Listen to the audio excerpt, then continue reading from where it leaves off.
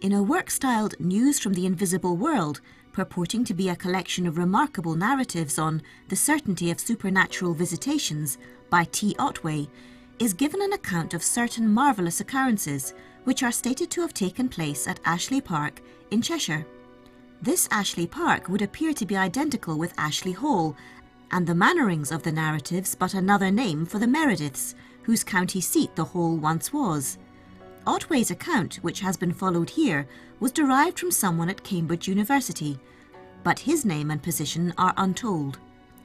Ashley Hall, it may be premised, is somewhat more than a mile southeast of Bowdon and is pleasantly situated on the banks of the Bollen. According to the description given in Ormerod's History of Cheshire, the exterior is stuccoed and finished with gables. The interior contains an old entrance hall and a variety of apartments, more or less altered but retaining, in general, an air of respectable antiquity. The story which I am about to relate, says our authority, has reference to a subject often discussed and little understood, the connection which exists between this shifting scene and the world of spirits.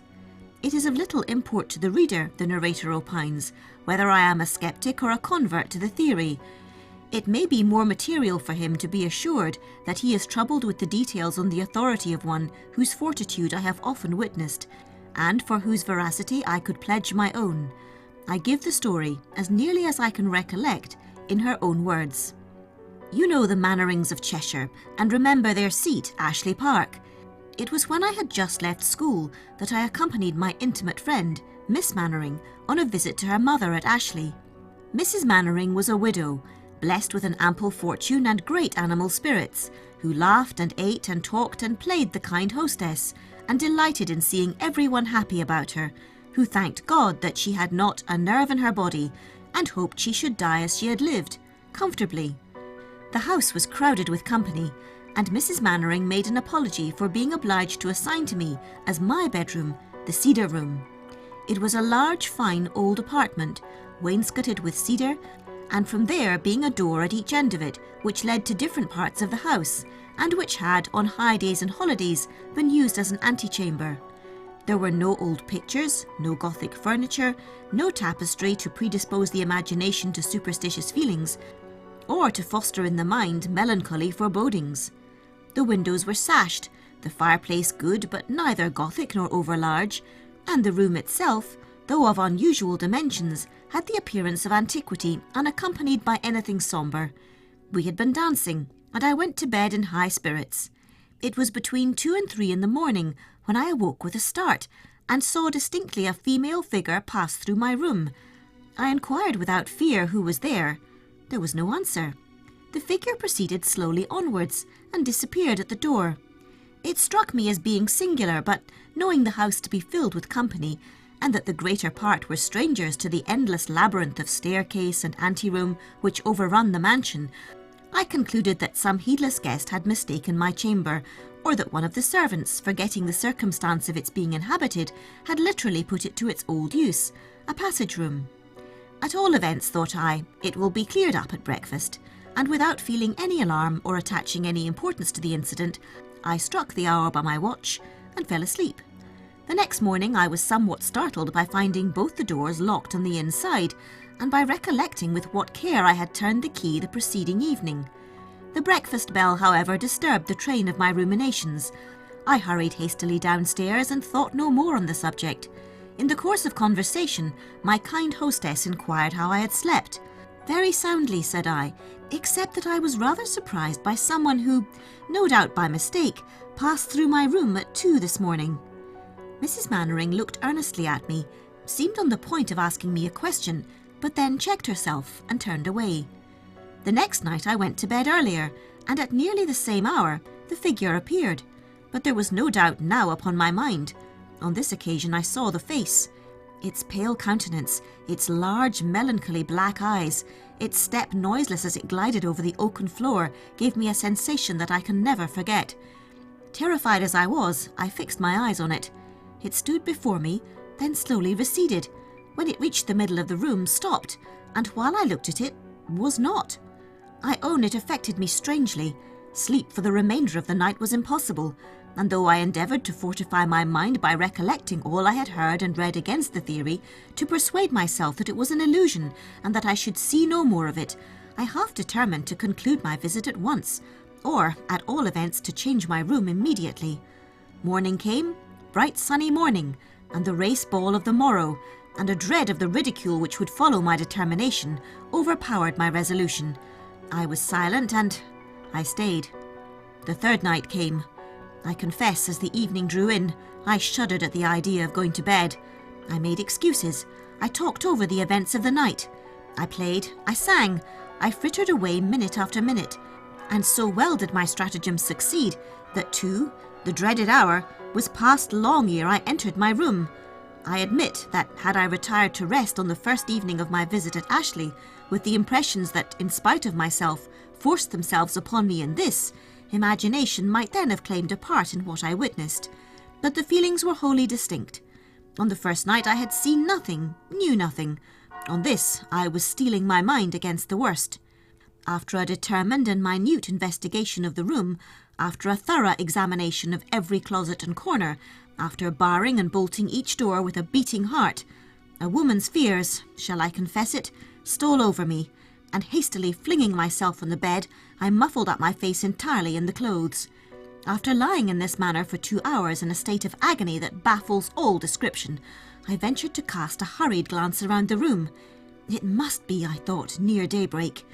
It was so, but by my side stood the figure, her form bent over me, her face so close to mine that I could have touched it, her white drapery leaning over me, so that my slightest motion would have discomposed it. I looked again, to convince myself that it was no deception, and have no recollection of anything further. When I came to myself, it was nearly noon. The servants, and indeed Mrs. Mannering herself, had repeatedly knocked at the door, and, receiving no answer, were unwilling to disturb me.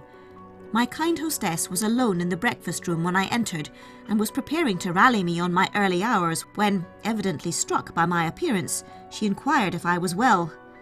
"Not particularly," said I faintly, "and if you will allow me, I return home this morning."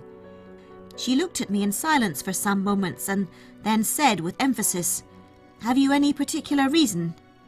"Nay, I am sure you have," she continued, as her keen penetrating eyes detected an involuntary tremor. "I have no concealments," was my reply, and immediately I detailed the whole transaction. She heard me gravely, without interruption, or expressing any surprise. "I am grieved beyond measure, my dear young friend, for the event. I certainly have heard strange and unaccountable stories about that room, but I always treated them as idle tales, quite unworthy of credit. This is the first time for years it has been occupied, and I shall never cease to reproach myself for having tried the experiment. But for God's sake," she added, "don't mention it. Assure me, promise me you will not breathe a syllable on the subject to any living being.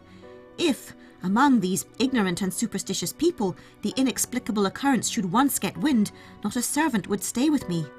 I assented, and on all her offers of a different room, pressing entreaties to remain, and promises of fresh arrangements, I put a decided negative. Home I returned that morning. A long interval elapsed before I again visited Ashley. Miss Mannering, my kind and warm-hearted friend, had sunk into an early grave, and I had had, in the interim, to stem the torrent of affliction and buffet with its waves. At length, a most pressing and personal invitation brought me under Mrs. Mannering's roof. There I found her sister, who, with 3 young children, were laughing and revelling away their Christmas. Lady Pierpoint was one of those fortunate women who, by dint of undaunted assurance, and as poor Richard informed his friends, an unparalleled tongue, had contrived to have her own way through life. Her first exploit on coming to Ashley was to fix upon the cedar room for her children. In vain poor Mrs. Mannering pointed out its faults. She was afraid they would find it cold. Her ladyship wished them to be hardy. It was out of the way. So much the better. Their noise would not be troublesome. "I fear," went on Mrs. Mannering. "Don't know what it is," said Lady Pierpoint. "In short," she continued with her imperturbable face, "this room or none." And Mrs. Mannering, not daring to avow the real cause of her fears, yet feeling that further contest was useless, saw, with feelings of horror, the little cribs and rocking horses, nurses and ninepins formerly established in the dreaded apartment. Things went on very smoothly for a fortnight. No complaints of the Cedar Room transpired, and Mrs. Mannering was congratulating herself on the happy turn affairs had taken when, one day, on her going into the nursery, she saw her little nephews busily engaged in packing up their playthings. "What? Are you tired of Ashley and going to leave me?" "Oh, no, but we are going to hide away our toys from the White Lady. She came last night and Sunday night, and she had such large black eyes, and she stood close by our cribs, just here, Aunt." "Who is she, do you know? For Fred says she never speaks. What does she do here, and what does she want?" "What a wretched, miserable woman I am," cried the panic-stricken Mrs. Mannering. "Every hope I had entertained of this abominable affair is dashed to the ground for ever. And if, by any chance, Lady Pierpoint should discover... Oh, they must be moved directly. Ring the bell. Where's the housekeeper? I'll give no reason. I'll have no reason. Oh, Mannering, to what sorrows have you not exposed your widow?" In spite of all inquiries, interrogatories and surmises, moved the little Pierpoints were that very evening. Our precautions, however, were all but defeated, for one of the little magpies began after dinner. "Mamma, I've something to tell you about the White Lady." He was instantly crammed almost to suffocation with sweetmeats. The rest were very shortly trundled out of the room choking with bonbons.